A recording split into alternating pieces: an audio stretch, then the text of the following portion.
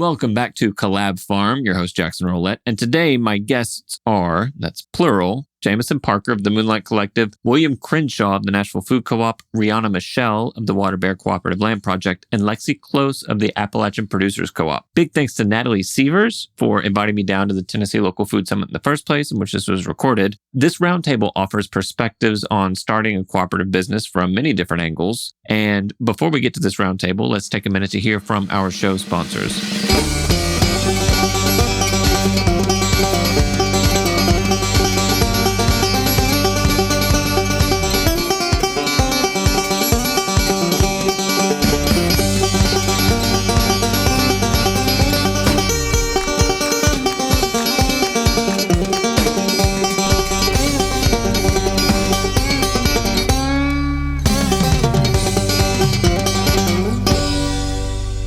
This episode is brought to you by Grow Organic. In our no-till community, we understand that quality growing supplies and selection make all the difference. As the nation's largest independent retailer dedicated to regenerative and sustainable agriculture, Peace Valley Farm and Garden Supply is your one-stop shop offering 5,000 reliable products, including cover crops, soil amendments, tools, and more. Serving market farmers since 1976. It's before I was born. They understand the needs of growers, both big and small. Save 20% on your first order now with code NOTIL24. That's NOTIL24. Apply for a commercial account for year-round savings and dedicated support. Visit groworganic.com/notill or use the link down in the description to get started today.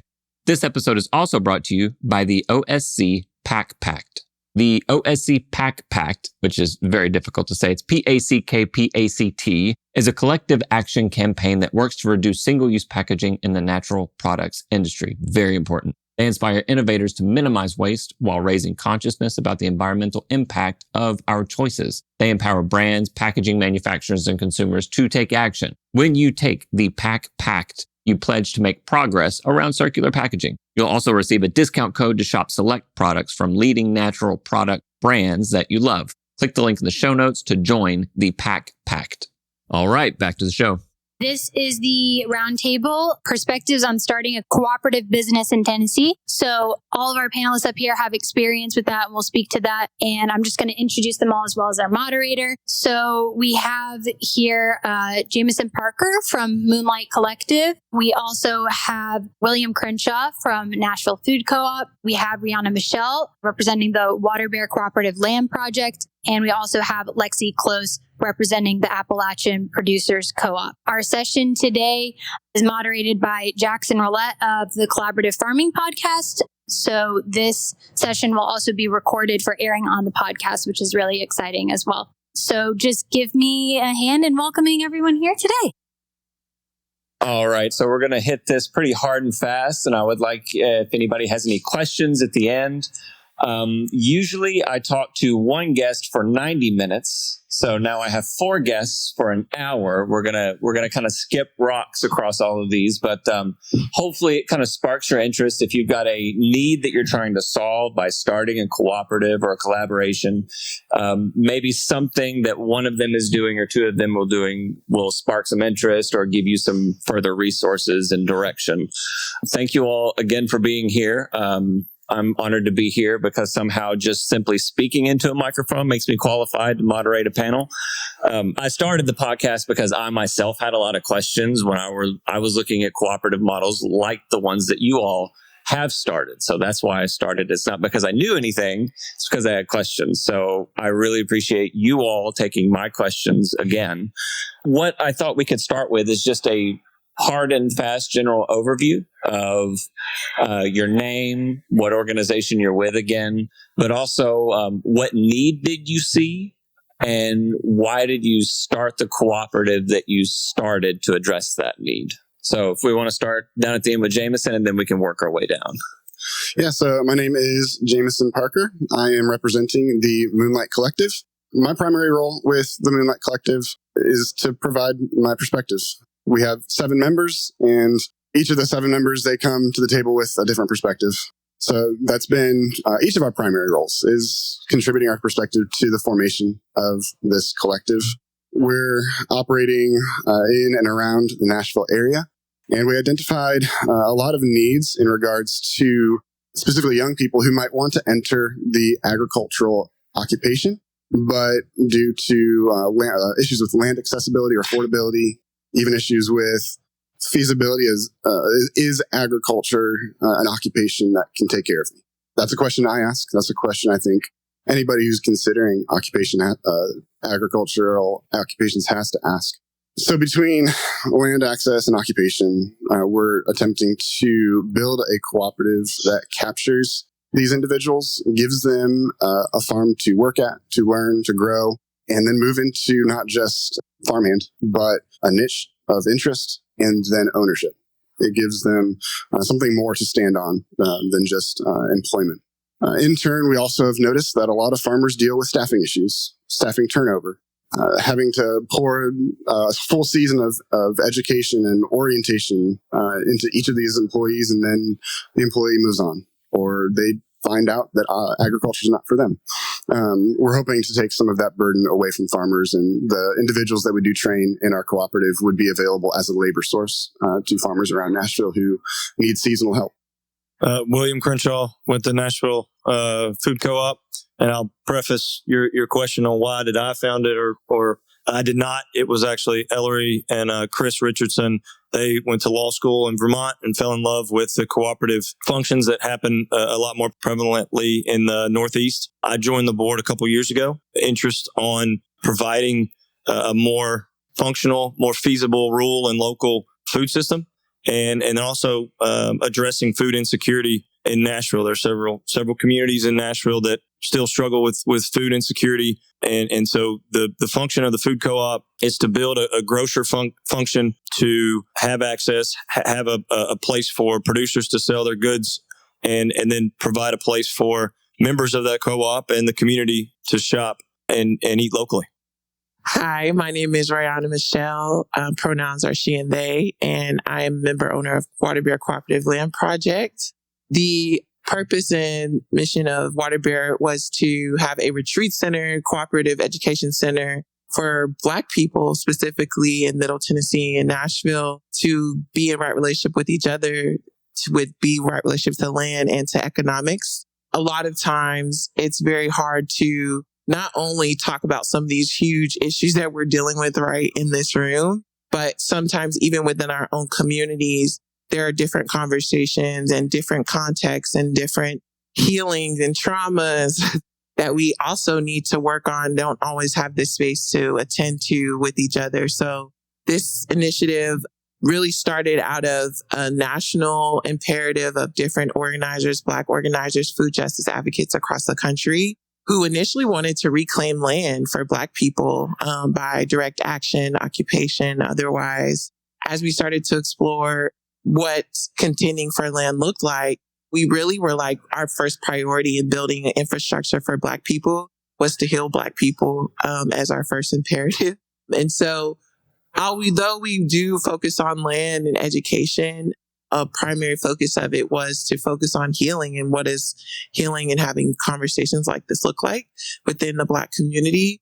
Right now, there are 4 members of Waterbear. We've had member turnover over the years, but I guess we'll get into the rest of that.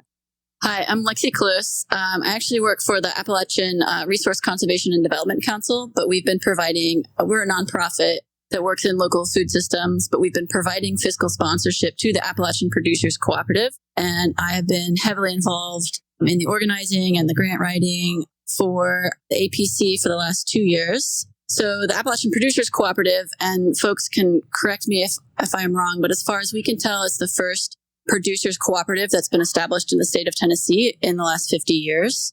And we went through the great, horrible rigmarole of actually incorporating as a producers cooperative in the state of Tennessee. There are very ancient laws that cover it.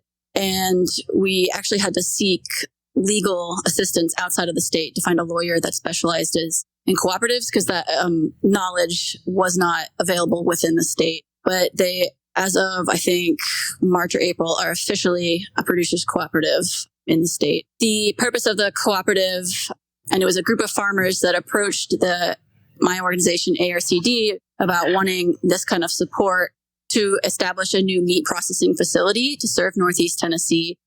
It was bad before COVID. There was a lack of processing capacity, and then COVID made it so much worse. And that folks are still waiting 12 to 18 months to access processing appointments in Northeast Tennessee. Folks are driving to Kentucky, down to South Carolina, with their livestock in order to access those appointments. So this facility should be able to process around 6,000 head of cattle, pork, cattle, hogs, and lambs per year. It will initially just be, fee for processing, USDA inspected processing.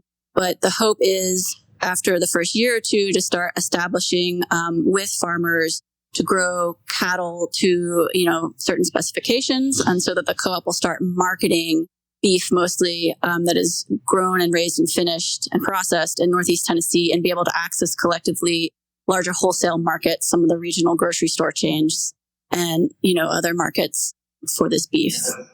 I think most of the people in this room, if you're not already involved in a cooperative, how I came about to this conversation was I felt that I had a need or a question, and that a cooperative framework would be a better solution for it than maybe something that already existed.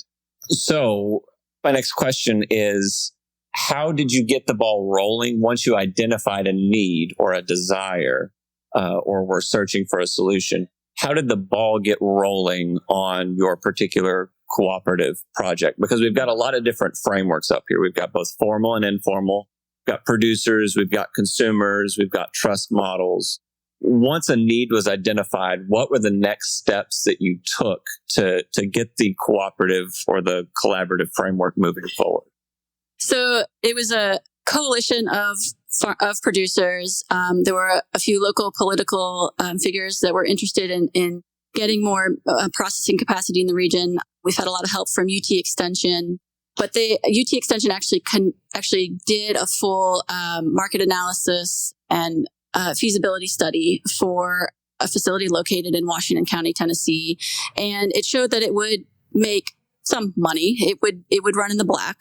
And so the group took it and tried to find private investors for the facility, trying to get someone to say, here's a feasibility study, will you, invest in it and run it?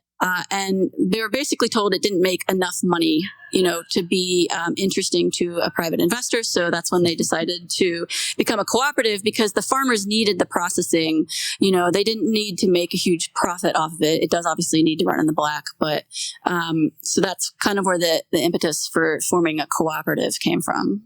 Well, our group originally started as just a group of friends and different people. We met for about 3 or 4 years, just going on hikes and talking about what our land dreams and how we, what types of things that we enjoy doing. So it was very much more of a kinship group of people. I think my entry point into this work actually comes out of my activism work and searching for spaces that were decriminalized for Black people. So just was an organizer, founder of Black Lives Matter Nashville. And at the time, we couldn't find public spaces to meet that would want us to meet there. We got kicked out of the library, we got kicked out of a lot of places because they said that we could not have a meeting with just Black people there. And so my search for land and sanctuary has really just been looking for decriminalized space where Black people can meet and not have their intentions or whatever the hell they want to talk about questioned by whoever. And I think that intention is still there. And us initiating crowdfunding, we were able to get a property. We initiated our property search before we actually formalized the co-op, which I have a lot of feedback about that. But I do think there's been a lot of learning curve, I think, for me, just around also how becoming a formal entity changes the dynamic of your group and relationships. So I think that we've struggled to actually incorporate formally out of a more informal kind of group. So Lexi kind of alluded to it, but in Tennessee, there is no cooperative law, so to speak. And so you're either setting yourself up as a true corporation or a nonprofit, right? And so as a corporation, you have a lot of rules and regulations and filings that you have to adhere to. And so there's no kind of shelter from that. And so then the nonprofit route, obviously you you function and operate as a nonprofit, but your community members or the members of the cooperative don't really have ownership in a nonprofit. You can't, right? So it all boils down to the capital, the access to the capital, and so that's where the cooperative model allows something that has a longer horizon investment term, or has a lower return horizon than what the private capital markets would dictate, right? So you get the community together, you access the funds, and so that's kind of FCI is an organization out there that provides a template for cooperatives, for food co-ops to set up. It functions. The main variable is obviously membership, because membership translates to dollars in the bank account. The stronger the membership, the more people in the membership, the more capital you have, and then within that group, as a whole, there's more power for leverage or loan access, or a member that may have additional capital that wants to support the cause. And so in Tennessee, we're a little bit handcuffed by how we can do that. I will say the biggest benefit for us thus far has been the Turner Family Community Enhancement Center at Vanderbilt Law School. They do a lot of work and can provide pro bono a lot of advice for setting these things up, especially dealing with. They have done a lot with workers' cooperatives in Tennessee. A producers cooperative or a consumers cooperative is less, as you said, this is the first one in 50 years. It's less common in the state of Tennessee, but they are a great resource, and they have helped us immensely. Again, that's the Turner Family. I saw somebody out there writing it down. It's the Turner Family Community Enhancement Center. They're great. In terms of getting a ball rolling, I believe our cooperative started in conversations about 2 or 3 years ago. One of the founding members, his name is Lino Lark. He was a contact that I made through a series of events. We kept in contact and we developed friendship. So friendship to friendship to friendship, conversations, there's concepts happening. Starting in really this past January, we finally got a group of 7 people together who had their different networks, who had their different skill sets and passions all come together. We started conversating, trying to figure out how we could meet the needs that we all saw, but we couldn't necessarily do them in our own respective occupations. Most of us are all in the field of ag. I'm a farmhand. As a farmhand at another farm, I wasn't necessarily in the position to do anything outside of my job and my mission inside my job. So once I got in this group of people and we started to have those conversations, that's where the ball would start rolling. One of our first steps was to take a class with the Southeast Center for Cooperative Development.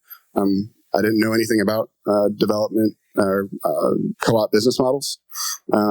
So we sat with them for an extensive course and learned as much as we could. And that gave us traction to then start meeting together and hashing out things like bylaws, things like operating agreements, things like how do we want this to look? And that's the phase that we've been in this year. We are the Moonlight Collective. None of us, this isn't our full-time job.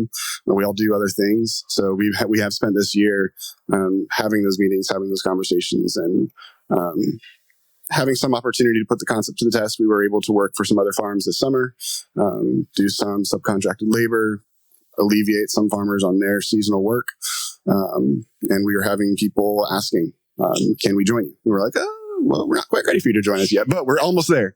We're almost there. And I think that's encouraging that we're already seeing the interest from both farmers and individuals who want to get into agriculture. I think collectively, as the 7 of us, we have a lot of knowledge base that we can use to bring people in, which is really exciting. Yeah, and that kind of leads into one. Can you repeat again the law center that you're using as a resource, or was it the Turner? Sure. Yes. Yeah, it was the Turner Family Community Enhancement Center at Vanderbilt Law School. At Vanderbilt Law. I think I've heard that several times mentioned just at this conference alone. I'm not from Tennessee. I'm from Kentucky. Some people also mentioned feasibility studies. I know that our statewide Department of Agriculture they do have funding to provide feasibility studies for free. If you have a concept, you can always contact them to see if they can do feasibility studies or resource gathering on your behalf. That's one of the reasons why they're there.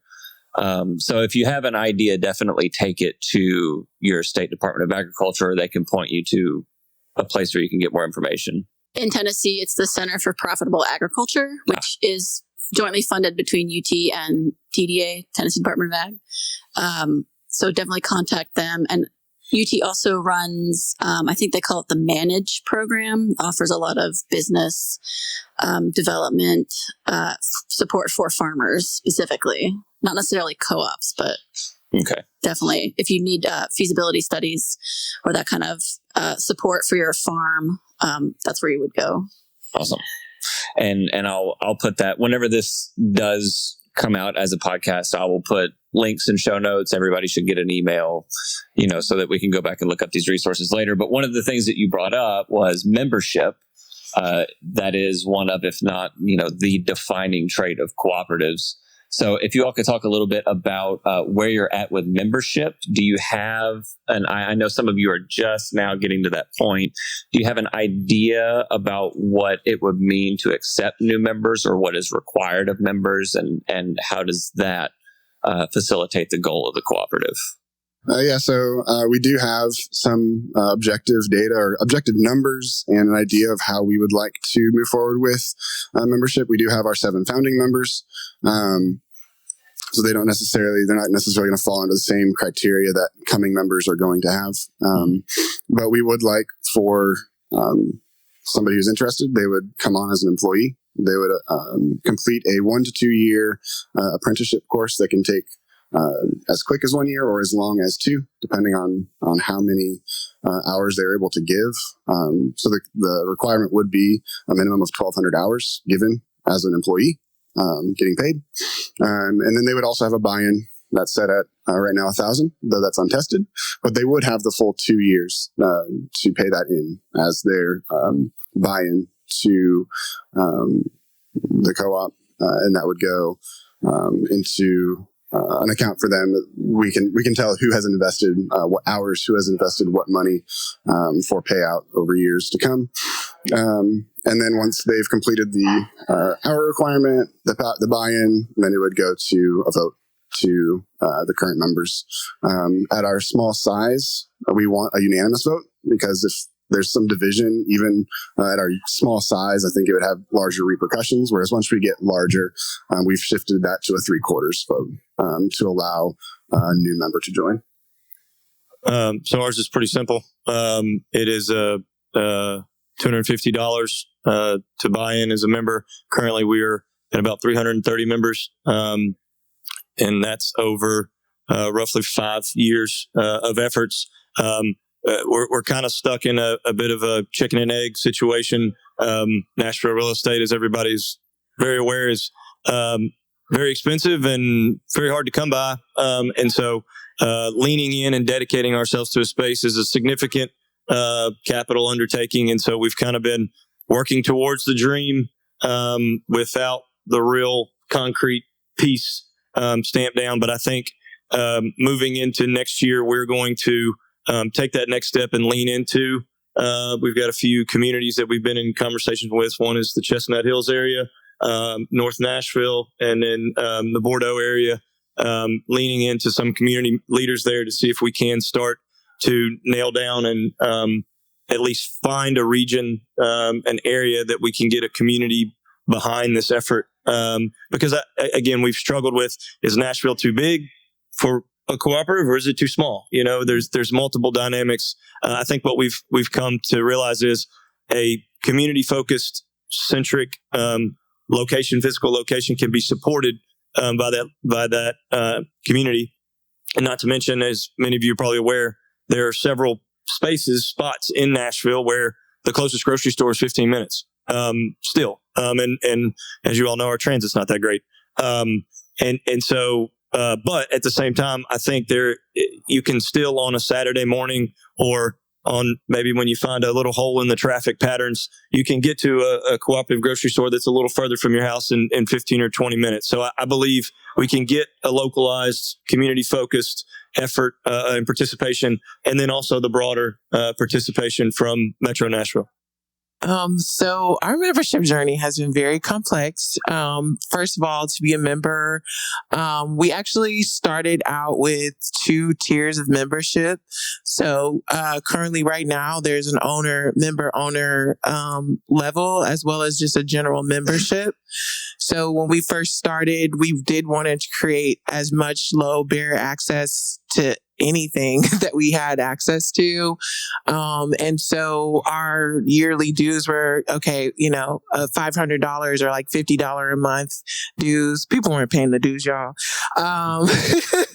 The dues model has been kind of interesting of like, when you think about particularly our population, right? As Black folks, how do you also create opportunities, equity, economic access, where people may not have, contributing startup money, 5 stacks or more to give to like start it up. And so a lot of our fundraising actually has been done through like fiscal sponsorship or doing some type of like community family, like raising.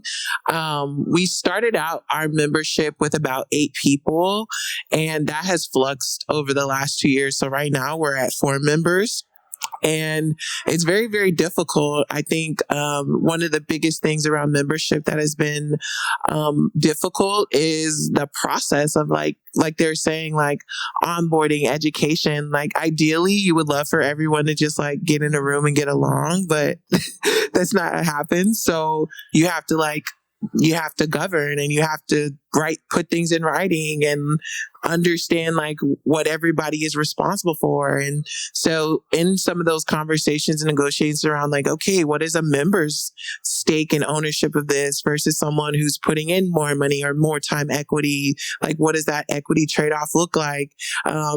Those conversations get real confrontational sometimes, or even just not confrontational, but in the space of like, okay, like, in this space, if you work the land, does that count as ownership? Or does the person who has money count as ownership? Like, those are the things that we're having to like deal with around like, okay, what does it mean to be an owner here? Do we want to call ourselves owners? And do we want to be land stewards instead? And just like have a collective understanding around our responsibility. So I think we've been taking a much more like ethics in hand, slower step than I think I would have wanted, but it's been really generative to also just explore like, okay, how do we also try to really troubleshoot some of those barriers of entry to a lot of co-ops that people haven't even necessarily heard of as a new way of doing business. Like some people are like, there's one owner, right? And everybody else. And it's like, well, no, like having to explain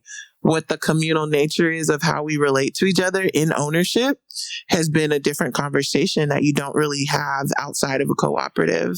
So I think the membership part for us has slowed down. We have not had membership this year because we were working through some internal things, but I think in retrospect, I don't know. I don't know if you wait till the problems go away to ask more people to help, or you say, hey, we're in trouble. Yeah.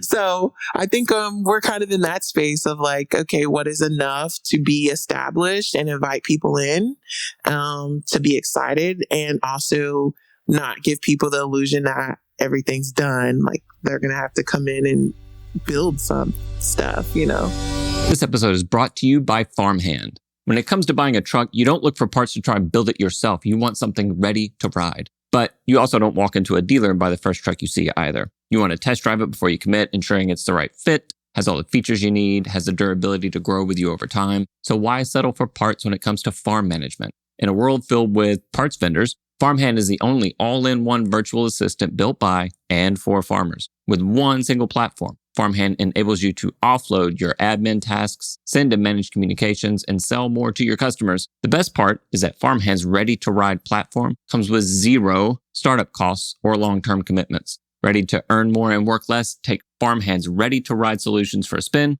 Learn more and book a free test drive at farmhand.partners/no-till. That's farmhand.partners/no-till. Or click the link in the show notes. This episode is also brought to you by High Mowing Organic Seeds. It is seed browsing season, and High Mowing Organic Seeds is releasing 66, not 65, not 67, 66 new seed varieties for 2025 on November 1st. These beautiful and productive vegetable, flower, and herb varieties are 100% organic and non-GMO and trialed for optimal performance in organic growing systems. Now, I don't know about you. I follow NOP guidelines and order organic seeds, partially because I have to. But it's very easy to look through their catalog and know that everything is clear and safe for me to order. Just a side note, whether you're trying to bring the best to your CSA, wholesale customers, or the farmer's market, High Mowing has the professional quality seeds and supportive grower reps to get you from seed to harvest. Visit highmowingorganicseeds.com to request a catalog. Use code NOTIL25, that's NOTILL25 for 10% off of your order of $100 or more. Again, visit highmowingseeds.com. All right, let's get back to the show. Membership wise, the APC currently has, I think, 10 or 12 members, and it's just the board right now. But the membership will open in the spring. I don't think I mentioned that they broke ground on the facility back in October. So it is actually going to be a reality sometime in the fall 2024. So they probably about 6 months before opening will start opening the membership. And because it's a producers cooperative, members must be active livestock producers, and they must use the services of the facility each year in order to maintain membership. I think membership fees probably are going to be fairly nominal. You don't have to be a member to use the facility, but there will be a system of patronage from the profits of the facility that will get, sent back to the producers based on their usage of the facility. And that's a really good segue into my next question. So, part of having a membership are roles and responsibilities as well as opportunities and rewards. And you mentioned it a little bit. I wonder if you can provide a few more details on what is it that members, and it may just be contributing startup funding or money in the case of, the grocery store. But what is it that members contribute, and then what is it that they're hopefully benefiting by being a member of the co-op? The APC modeled this off of the structure off of the existing Tennessee Farmers Cooperative, which runs a lot of feed and seed stores in each county. Most counties have a co-op, a farmers co-op in them, and so back I think in the 40s, a lot of those got started, and the farmers actually came together and put the capital in. So people were basically buying shares in those cooperatives. And, I've seen the bylaws from the Washington County Co-op, which was founded in the 40s. And so people were chipping in like $10, to start the co-op. And so that was a model that the APC had originally explored about, getting members to put in the capital to start the thing. But, we needed to raise around $10 million. And so you think about how many people have to put in money in order to reach that number. And then you have to think about, everyone's bought shares and they get a certain percentage of a return on their investment. And just, we spoke to an accountant who basically said that would be a nightmare situation to have to keep track of who put in what and how much they get back, So and then, COVID hit and all the supply chain issues. And then a huge part of the American Rescue Plan funding has gone towards meat processing. So lucky for the APC, there was suddenly a lot of grant funding available. So we were able to raise $6.5 million in grant funding through various sources. And that was able to leverage another $4.5 million in a private bank loan. So the cooperative will owe money to a bank and not have to deal with the accounting of that. So the members will come in, and again, the membership fee will be pretty light, but they will benefit they will provide business to the cooperative, and they will also be part of like a marketing co-op in coming years, when they'll be able to kind of aggregate East Tennessee beef together and sell to these kind of larger markets. So the benefit will come, in that if the business does well, it will provide patronage back to the membership. The financial projections on that. So I guess if you become an early member, you're not going to get very much in patronage because, according to our accountant, it'll probably take about 7 years for the co-op to get to a position where it will finally be able to pay patronage back to the farmers. So there will be that kind of initial waiting period on membership.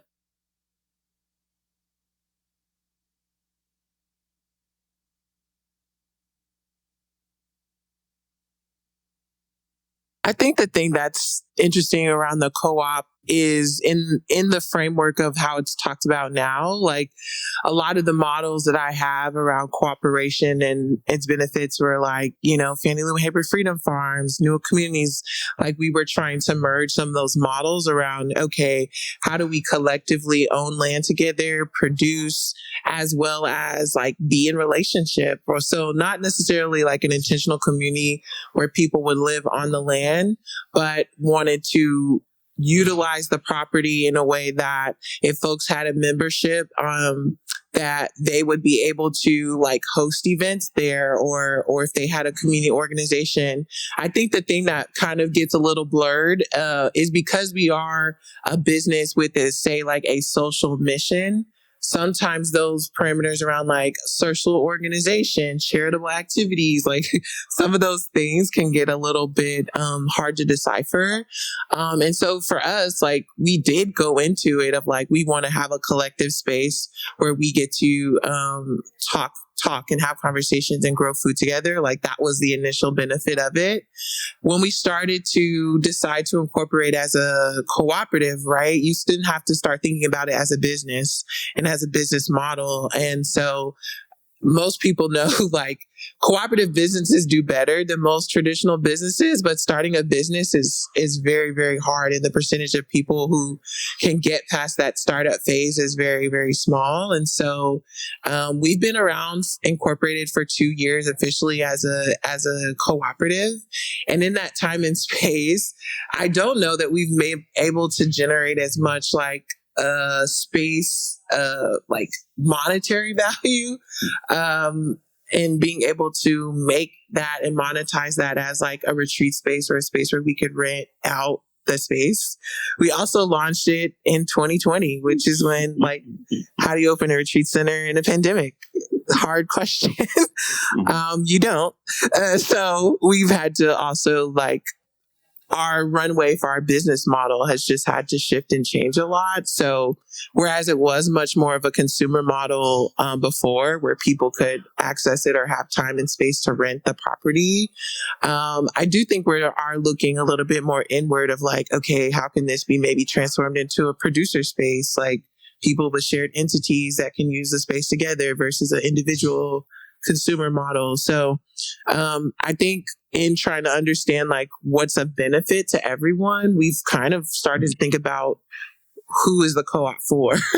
I don't know that we were super clear in the beginning. It's like the community, but like, what does that mean is something that we've learned in practice. Yeah. I love that you brought all that up. Thank you. No, I mean, these are definitely things that, you sit around and you have conversations with people, and it would be like, it would be great if X, Y, Z, but then you really have to sit down and define terms and, have these hard conversations with people and pay bills while you're doing it. Yeah. The question you asked was, what are the inputs from members, and then what are the outputs, right? So for a food co-op or a grocery cooperative, right, for round numbers, let's just say it's $1 million to get something off the ground, right? You're trying to build some power and influence in numbers. So if you can collectively bring together $250,000 of that million or 300 or whatever from your members and from supporting interest in that, and then you find a community partner that can help bridge a gap to get to the point where a bank will give you some, or Farm Credit Services or whatever will give you some preferential lending. that makes sense in the grocery business, which I'm sure everybody knows is pretty low margin. So with that in mind, right, you're just trying to build power in numbers and a community that's going to get behind it and say, we're going to shop there, we're going to support it, we're going to continue to grow it responsibly, and it's going to be something that's a cornerstone for many years to come. So then you start talking about the outputs, right? There is the patronage dividend. I think everybody's familiar with REI, familiar with other food co-ops or grocery stores. The reality in a low margin business where you've got debt to service and employees to pay for and all that stuff, right? Patronage dividends may not be viable. And if they are, they may not be that large, right? But if there is a benefit to shopping there, whether it's a discount or it's access to something that you would have to go to Richland and then 12 South and then somewhere else to get it, right? There's maybe some convenience to the fact that it's all aggregated in that one spot. Now, another part of the FCI model that they do layer in there is private debt or loans from members or from people within the cooperative. There's an opportunity there. Obviously, interest rates have risen, and it gets even harder to pencil out getting in the black, as Lexi said. So again, I think we're too early on to know exactly what would be the outputs, but we know that the inputs are getting harder and harder to make work in a city like Nashville. As a producer myself, I think a lot of what you're saying also applies to producers and not just consumers, because producers are also consumers of something. And so I think a lot of what you're talking about, and this kind of dovetails with what Lexi's talking about as well, that if most of us in this room are growers, are prospective growers, then a lot of what you're talking about could apply to things like producers who are forming consumer cooperatives around, say, inputs or materials that we're all going to use that we could bring the price down on by bulk purchasing together or something like that. But a lot of what you're saying about fundraising in the initial stages applies. Right. And so, again, part of my interest in getting involved with this was creating a more fluid marketplace for producers, right? If you've got a grocery store that has a committed group of buyers to it, then we've kind of gone back and forth in the conversations of, is this a producers co-op or is it a consumers? How do we do a hybrid model there? And I think in this economy, it has to be both sides. Yeah, and similarly, we also have the two sides of worker-owned as well as producer-owned concepts that we're working with. In terms of benefit to the worker, we're as a baseline, we're trying to pay a wage that is good, that allows somebody to live in Nashville and not just scrape by. A number that we're starting with is $20 an hour. Can we hire a young person who wants to learn? So they're being taught. That's another benefit. They're receiving on-the-job training at a farm. Can we offer them $20 an hour to help them live in Nashville, receive the education and real-time experience of working on a farm, and then at the end of their time, if they decide that this is something for them, they find a niche, they enjoy the work atmosphere. Now they've got an opportunity to own a business and have say in how that business continues to grow and develop. So for the worker, I think there's multiple benefits that should be seen. And in terms of the farmers that we're looking to start networking with, I know we met needs for farmers this summer and this spring. They had staff that couldn't work or other situations arose where they said, hey, do you have people? Can we have them? We need them X number of hours a week all season long. We said, yep, we can do that.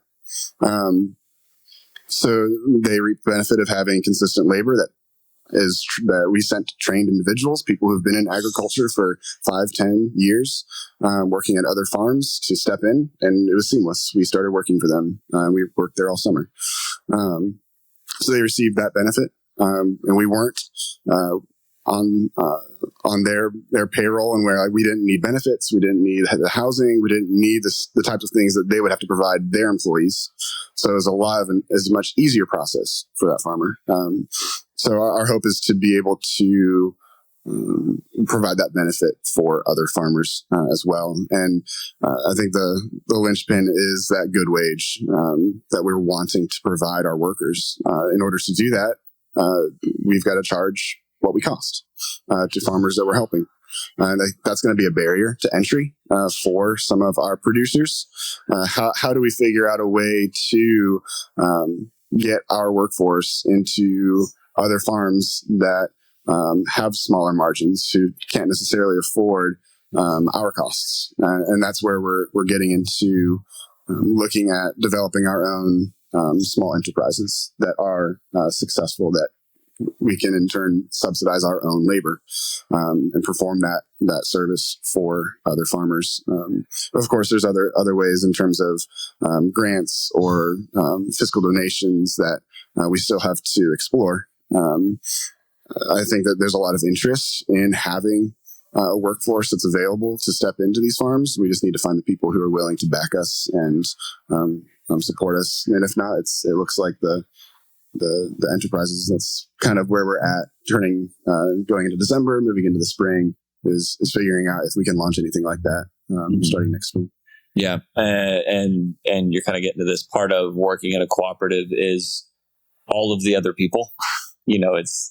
So some of the questions that I get and some of the questions that I usually have foremost for cooperatives, and just generally people working closely together, is how is decision making made? Is there a framework for decision making? What are members able to decide?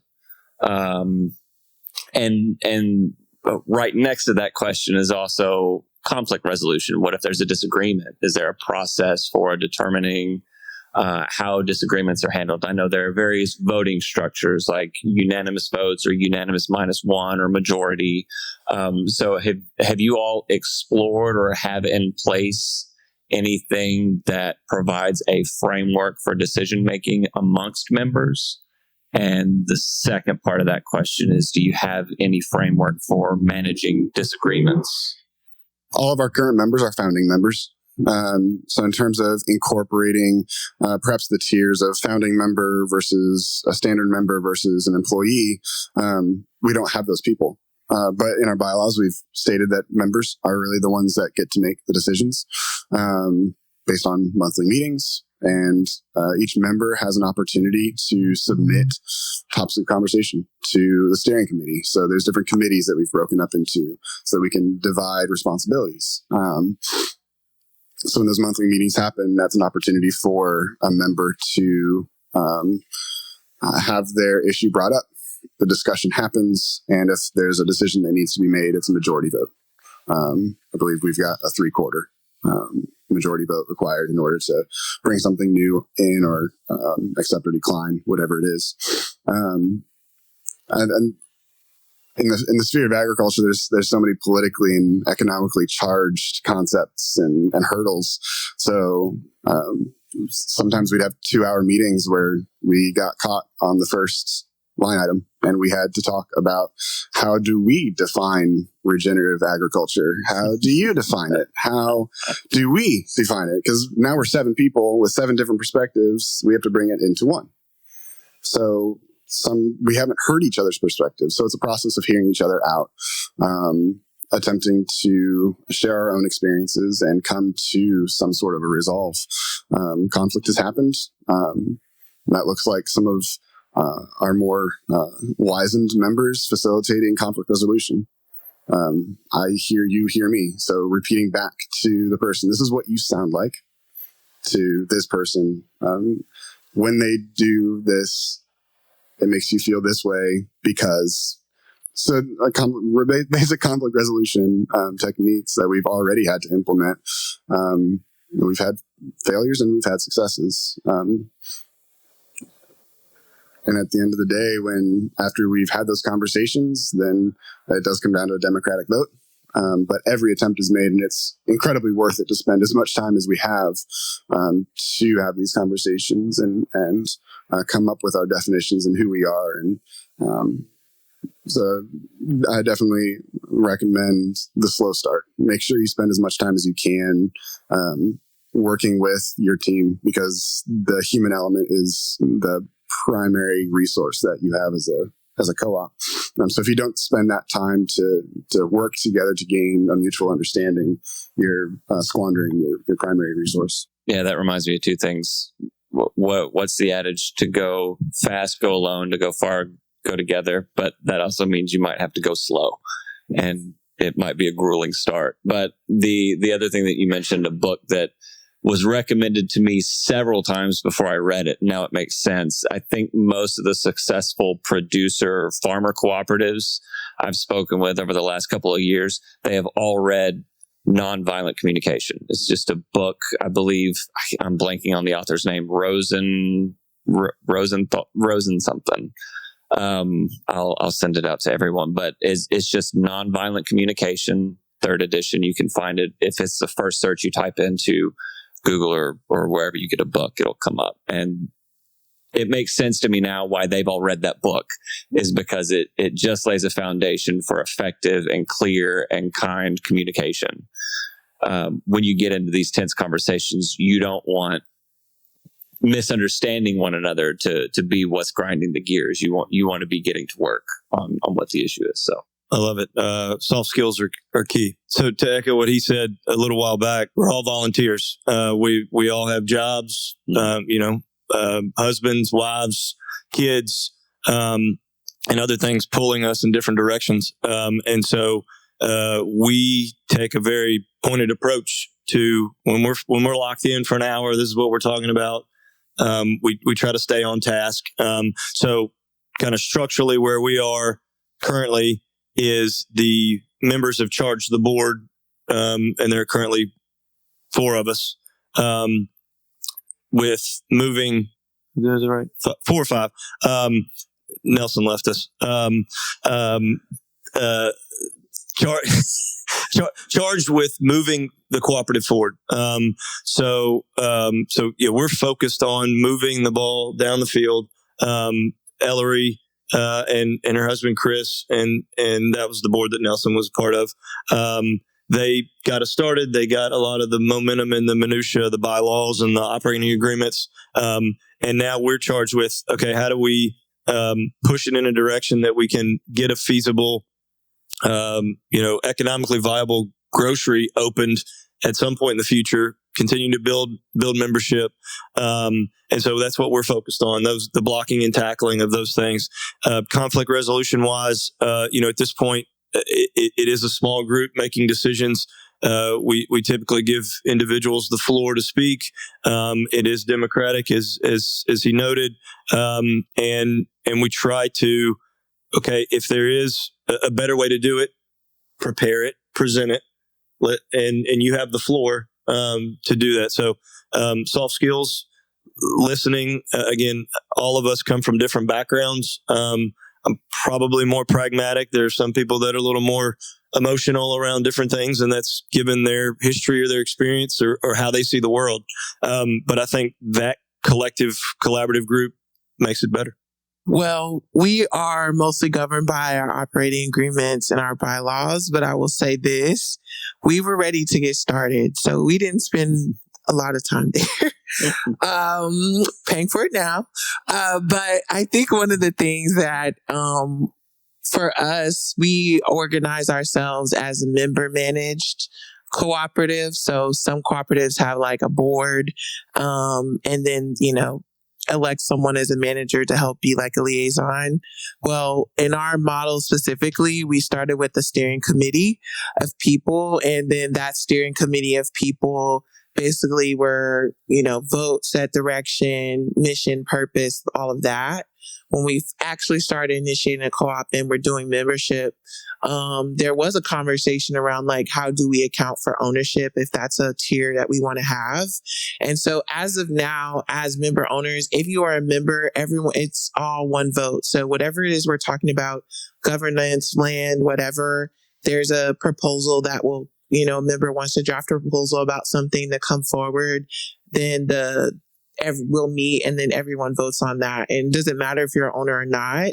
I think the owner part of things come in around like management and more of like the day-to-day decisions of operations is where I usually am the person who's making the majority of those decisions.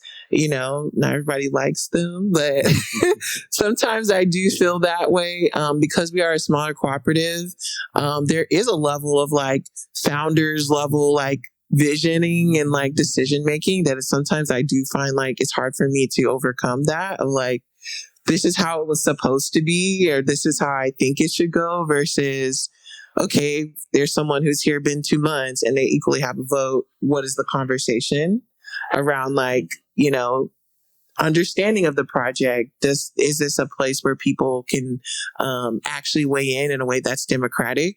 And in those spaces, people still have the vote. So we have to just do our extra education and do the front loading and like bringing people into the conversations are like, okay, when we talk about the bylaw, this is where we're legally bound to do this and where we can actually like set our own like parameters of things. So, largely it has been done within our membership. Anything is voted on collectively.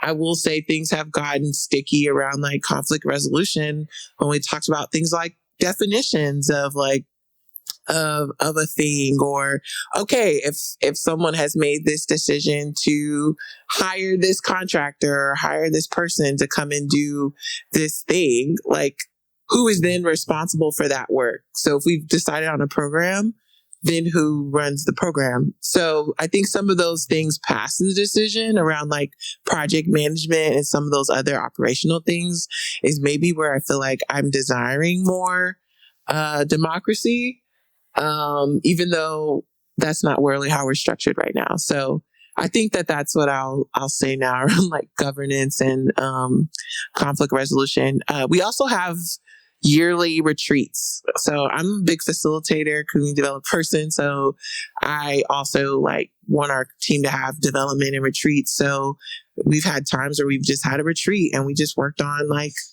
our issues and had a facilitator come in and do it then because we don't have a lot of time to spend weeks to talk about it. So, just finding other ways to like get to the essence of what we need to talk about in a format that feels resolved enough, but also allows us to like move forward. The APC will be a pretty traditional board structure. So the membership will elect members to be on the board. The board will oversee the general manager of the facility, and that person will be responsible for the day-to-day operations of the facility. Pretty cut and dry. Yeah. And that's that. So we're running up on time, and I do want to leave if you all have a few minutes sometimes for some questions, if anybody has any specific questions for any of the presenters. But one thing that I wanted to get to before we left is really two parts. If you could go back and do anything any differently, or maybe even learn something that you know now that you didn't then, what would that be? Or what advice would you give to someone who would be looking to start a cooperative or collaboration like yours? I guess a couple things. Actually getting a thing designed and built, a building designed and built, is really complicated. So I think there's a lot of like, if we could redo it, certainly I think that process would have gone a lot faster than it has. There were a lot of delays around that. And then, we are fortunate to have received so much grant funding, but it can be really difficult to spend free money. I will say that, especially when it's coming from the federal government and they, want 60 pages of documentation anytime you want to spend money. So, there's just stuff around that would have been easier going back and doing it a second time.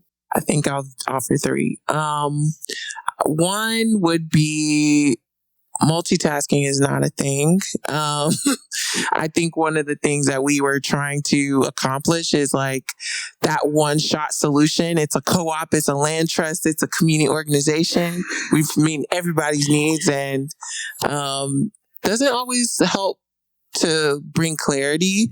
So, just having a really clear purpose and intention of like what it is that you're wanting to do and who your people are That's also a really good specification to have. I think another thing, since we also were dealing with the land access and acquisition process, I would definitely build the entity first.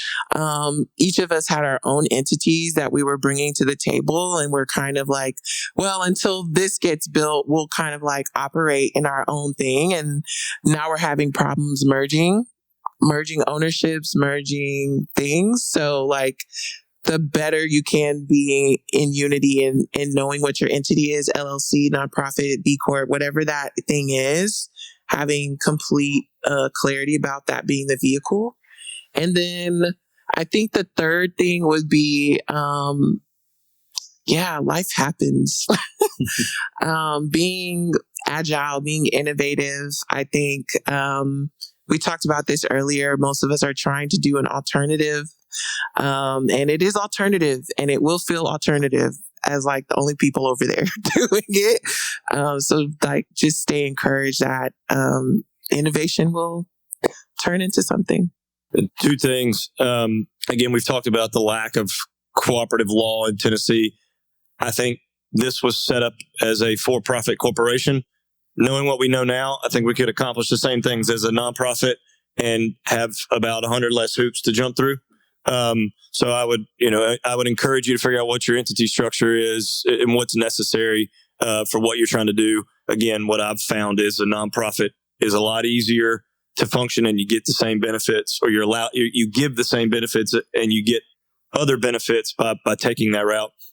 The other thing I'd say, which you two, I've heard you two on the end say this, is focus in on who you're trying to serve and what you're trying to do. You've got beef producers, you've got ag workers. Focus in on that. Stay dedicated to it. I know you have as well. Stay dedicated to it. Scattershot is really hard. I think I'm in a position of learning. Even here, we haven't made any mistakes because we've not done a whole lot. We've got a lot on paper. We've got a lot of conversations that have happened, and I think that's been really beneficial for us. Is taking a really slow approach. So even as you guys share your what you would redo, I'm considering what we've done so far. I don't necessarily think I'm in a place to say I regret. I don't have any regrets yet. I think I will in a year, but I don't know what they are yet. That's just going to happen over the passing of time. And I don't think that, I guess I'll say this. I don't think any of us moved into our conversations thinking that we were going to like hit the ground running and make it like, ta-da, done, easy. We've talked, we're moving forward. I'm anticipating challenges. I'm anticipating failures, and you move into it with a sober mind. I think as we continue to test the feasibility, that we're going to run into issues that's going to shed the light on, oops, we shouldn't have done that the way we did. So I'm certainly anticipating those moments, but I'm not going to be shocked. I think as a collective principle, that is something that we're all into, but a cooperative business does not equate that. So, just thinking through like the entity structures and like how you want to do cooperation, like my experience is that if there's not an economic need, your cooperative is not going to like really have the teeth to do it. Like, if it's just like a goodwill mission, like you're saying, like start a nonprofit. But if you're like, no, I need to use this as an economic vehicle to change the economic situation, to make money, then that feels like a worthwhile endeavor for you. But if it's just like needing to explore other economic options, I would pause. I think that's a good note. Thank you all so much, everybody.